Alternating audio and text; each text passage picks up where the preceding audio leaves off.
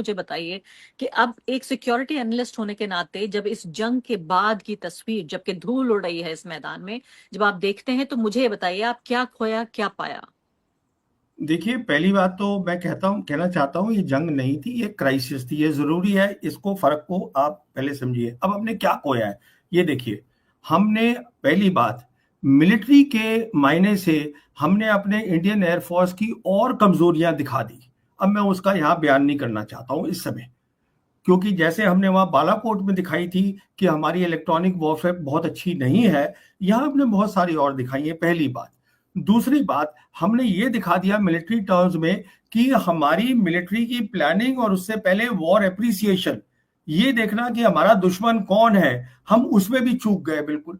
इसका मतलब हमारी जो पूरी सिक्योरिटी एस्टैब्लिशमेंट है उसमें चूक गई। तीसरी बात, अभी इंटरनेशनल कम्युनिटी ने देखा कि साहब वो कह रहे हैं 5 प्लेन उन्होंने गिरा दिए, ये कुछ बोल ही नहीं रहे हैं। अब आप मुझे बताइए, क्या अमेरिका नहीं सोचेगा? पहली तीसरी बात कि मैं अगर इसको बना रहा हूं, अमेरिका बना रहा है इंडिया को as a military bulwark against China, तो वो सोचेंगे कि क्या इनको बनाना चाहिए। एक बात। नेक्स्ट बात, अगली बात सुनिए।